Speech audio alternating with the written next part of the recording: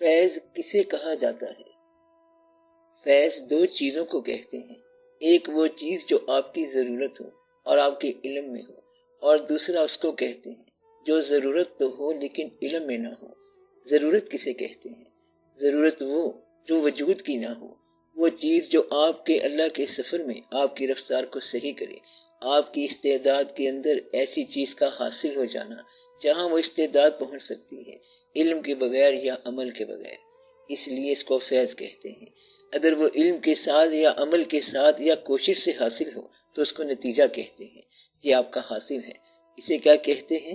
حاصل۔ فیض کیا ہے؟ کہ حاصل ہو جائے، حاصل کی تمنا کیے بغیر، تو اس کو فیض کہتے ہیں۔ ورنہ لوگ حاصل تو کرتے رہتے ہیں۔ مثلا کوئی پہاڑ پر چلا گیا، کہتا ہے کیسے گیا؟ یہاں پہلے ایک وادی میں، پھر وہ ایک منزل چلا، پھر وہ دوسری منزل چلا، چلتے چلتے قدم با قدم آخر 15 منزلیں طے کرتا ہوا پہاڑ کی چوٹی پر پہنچ گیا۔ تو یہ کیسے ہو گیا؟ یہ حاصل کہلاتا ہے۔ اور فیض کیا ہے؟ اسے میں نے دیکھا تو یہاں تھا، اور پھر دیکھا تو وہ وہاں تھا۔ یہ سوال پوچھا تھا کسی آدمی نے کسی اور آدمی سے۔ ہوا یہ کہ یہاں ایک درویش ہوتے تھے، جس زمانے میں دریائے راوی قلعہ کے پاس بہتا تھا، جس کو آپ پرانا دریا کہتے ہیں یا بوڑھا دریا کہتے ہیں۔ ایک درویش دریا میں بیٹھ کر عبادت کرتے تھے۔ لاہور ہی کا واقعہ ہے۔ بادشاہ وقت کو خبر ہو گئی کہ یہ بندہ بہت درویش ہے، بڑی عبادت کرتا ہے اور اس کے پاس کوئی فیض ہے۔ اس نے کہا پتہ کریں کہ یہ فیض ہوتا کیا ہے۔ انہوں نے درویش کو پیغام بھیجا کہ جہاں پناہ آپ کو یاد فرما رہے ہیں، کبھی آپ کا سوئے قلعہ گزر ہو تو بادشاہ کی جان خوشی میں آ جائے اور آپ کو مالا مال کیا جائے گا، انعام دیا جائے گا۔ انہوں نے کہا بات یہ ہے کہ میں نہیں آتا۔ دوسری بار پھر پیغام آیا کہ آپ ہم پر مہربانی فرمائیں اور ہمارے محل میں تشریف لائیں، کبھی سوئے ماں تشریف لائیں۔ انہوں نے کہا کہ ہم جاتے نہیں کسی کے ہاں۔ پھر انہوں نے کہا بادشاہ کی حالت خراب ہے، آپ کو یاد کر رہے ہیں اور آپ سے درخواست ہے کہ آپ مہربانی فرما کر ہم پر یہ احسان فرمائیں کہ آپ ہمارے ہاں تشریف لائیں۔ انہوں نے کہا کہ اگر تم بڑے بیتاب ہو تو میں ایک شرط پہ آتا ہوں۔ شرط یہ ہے کہ قلعے کی جو دیوار ہے اس کے اوپر سے ایک پالکی بھیجو۔ میں نے سیڑھیوں کے راستے سے نہیں آنا، پالکی بھیجے تو میں اس میں بیٹھ کر آپ کے پاس آؤں گا۔ تو پھر بادشاہ نے ایسے ہی کیا، پالکی نیچے کی گئی، جناب اس میں تشریف رکھ کر اوپر آ گئے۔ بادشاہ نے کہا السلام علیکم، اور پھر کہا کہ ہم نے آپ سے ایک سوال پوچھنا ہے۔ سوال یہ ہے کہ فیض کسے کہتے ہیں اور آپ نے اللہ کو کیسے پایا؟ انہوں نے کہا اس طرح پایا جس طرح تو نے مجھے پایا ہے۔ تو نے اوپر سے پالکی بھیجی اور میں اوپر چلا آیا۔ بات اتنی ساری ہے کہ میں سیڑھیوں کے راستے نہیں آیا ہوں۔ سیڑھیوں کے راستے سے جانا ایسے ہے جیسے عبادت کا راستہ ہے، اور اوپر سے اگر پالکی آ جائے تو یہ فیض کا راستہ ہے۔ ان کا نام تھا شاہ حسین رحمت اللہ، اور شاہ حسین رحمت اللہ تو پھر ماذو لال حسین رحمت اللہ ہوئے۔ مطلب یہ ہے کہ انہوں نے کہا کہ یہ ہے طریقہ اور فیض یہی ہے۔ تو فیض پانے کے لیے بزرگوں نے ترتیب بنائی ہے۔ ایک ترتیب ہے سعودی اور دوسری ہے نزولی۔ سعودی کا مطلب یہ ہے کہ قدم با قدم چڑھتے جاؤ، چڑھتے جاؤ۔ جو نماز پڑھو گے ثواب، جو نہیں پڑھو گے تکلیف، پھر اگر قضا کر دی ہے تو آپ کو الٹا لٹکا دیں گے۔ مطلب یہ ہے کہ آپ منزل با منزل چلتے جاؤ۔ اگر وہ کہتا ہے کہ صبح کی نماز قضا ہو گئی ہے تو اسے کہا جاتا ہے خبردار آئندہ قضا نہ کرنا، برباد ہو جاؤ گے۔ تو یہ ہے مسلسل چلتے جانا، چلتے جانا، یعنی کہ نیچے سے اوپر کی طرف اللہ کی طرف رجوع کرنا۔ اللہ کی طرف انسان کا رجوع جو ہے وہ سعودی کہلاتا ہے، اور اللہ کا رجوع بھی تو ہے انسان کی طرف۔ آپ کے ہاں اللہ کے تذکرے ہیں اور اللہ کے ہاں انسانوں کے تذکرے ہیں۔ اللہ کی آپ کوئی بھی بات دیکھیں تو انسانوں کی ہوگی۔ اللہ اگر بات کرتا ہے تو انسانوں کی ہے۔ سارا قرآن انسانوں کے بارے میں ہے، اگرچہ اللہ کا کلام ہے۔ آپ شروع کر لو تو الف لام میم سے والناس تک سارا ہی انسان کا ذکر ہے، اور یہ سارا خدا کا کلام ہے۔ کلام سارا اللہ کا اور ذکر سارا انسانوں کا۔ کبھی آپ اس بات پہ غور کر لیں تو آپ حیران ہو جائیں گے کہ اللہ کے ہاں ذکر ہی انسان کا ہے، پیغمبروں کا، ماننے والوں کا، باغیوں کا۔ تو یہ تین چیزیں ہیں، پیغمبر، ان کے ماننے والے اور ان کے باغی۔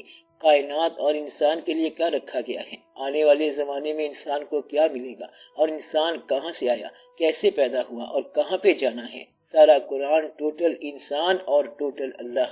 بیان کرنے والا کون ہے؟ اللہ۔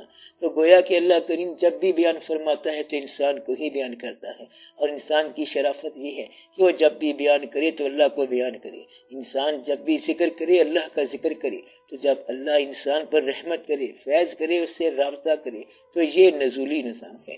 گویا کہ آپ اللہ کی طرف چلو تو یہ سعودی نظام ہے، اور وہ مائل با کرم ہو تو یہ نزولی نظام ہے۔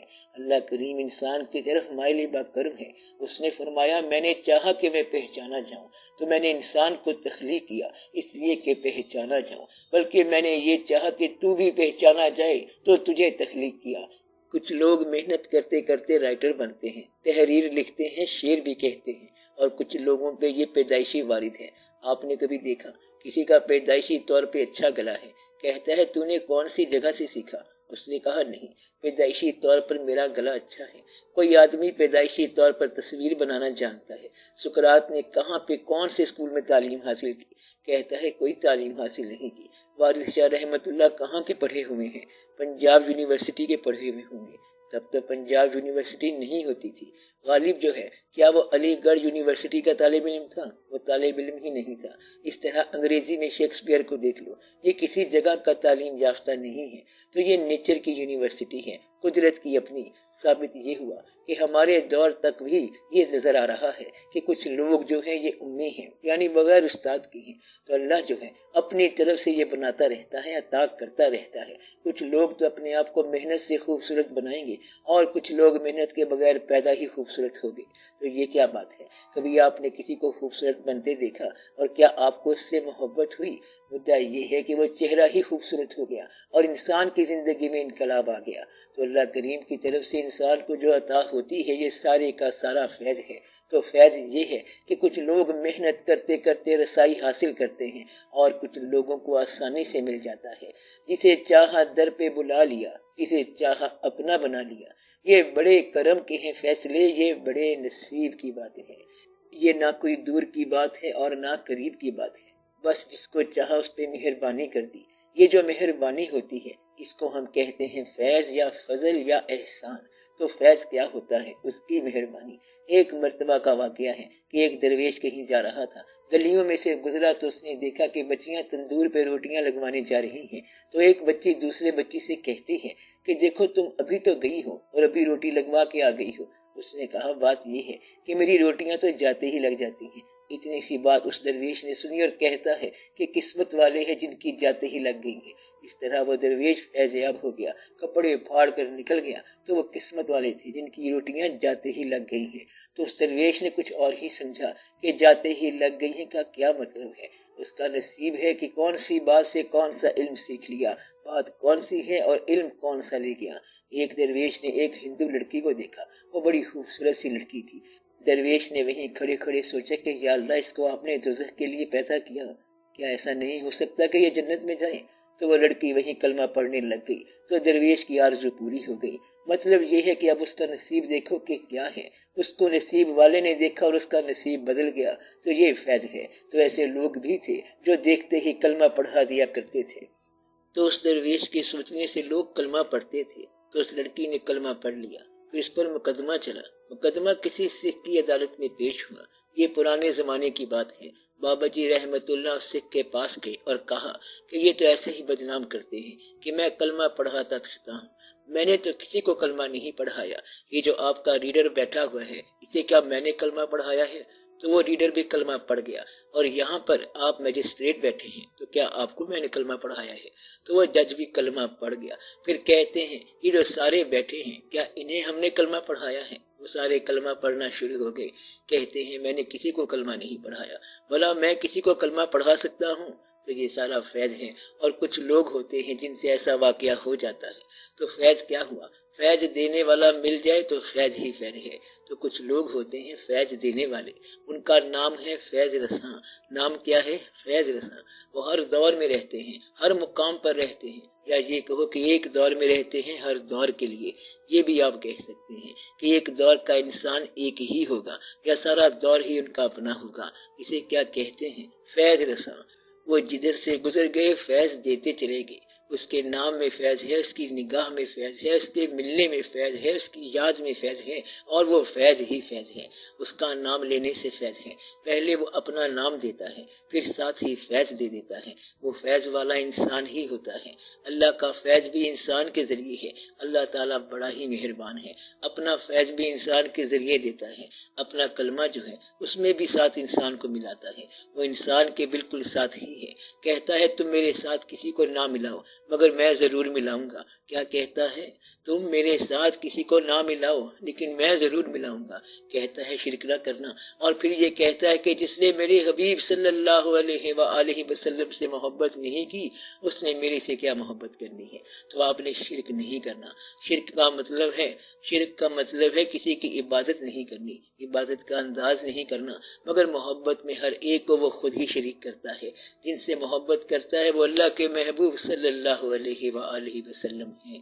تو یہ راز ہے۔ تو فیض کیا ہے؟ فیض یہ ہے کہ استحقاق کے علاوہ ملنا، حق کے علاوہ ملنا، محنت سے زیادہ ملنا، برداشت کا بڑھا دینا اور پھر برداشت کو بڑھا کر عطا کرنا، جھولی کو بھی پھیلا دینا اور اسے بھر بھی دینا۔ تو یہ اللہ کا کام ہے، اور وہ دیتا رہتا ہے، دیتا ہی چلا جاتا ہے۔ سائل کو آداب بھی سکھاتا ہے اور پھر سوال بھی پورا کرتا ہے۔ یہ کہاں سے آتا ہے؟ ترتیب نزولی میں آتا ہے، اوپر سے آتا ہے۔ جس طرح اس نے کائنات چاند ستاروں سے سجا کر رکھی ہے تو یہ فیض ہے، سب فیض بنا کے رکھا ہے۔ اور تم سے کیا کہا؟ نگاہ اٹھاؤ اور دیکھو، اور آگے سارا منظر بنا ہوا ہے، اس کو فیض کہتے ہیں۔ اب سائنس بھی سیاروں کے پاس جا رہی ہے تو یہ کیا ہے؟ وہ بیچاری ہے، یہ اس کی سعودی کوشش ہے۔ چاند کے پاس جائے گی، سیاروں کے پاس جائے گی، اور اگر آپ کی نگاہ اٹھ جائے تو آپ ایک جنبش میں ہزاروں منظر دیکھ لیں، 18,000 عالم دیکھ سکتے ہیں۔ پھر یہ فیض ہے، عطا فیض ہے، اور یہ کائنات کو بدل دیتی ہے۔ جہاں بدل جاتا ہے تصور بدل جاتا ہے۔ اب نہ کہیں نگاہ ہے، اب نہ کوئی نگاہ میں، محو کھڑا ہوا ہوں میں حسن کی جلوہ گاہ میں۔ اب نہ زمین نہ وہ زماں، اب نہ مکان نہ لا مکان، تو نے جہاں بدل دیا آ کے میری نگاہ میں۔ جب فیض آیا تو کیا ہو گیا؟ وہ زمین و آسماں بدل گئے۔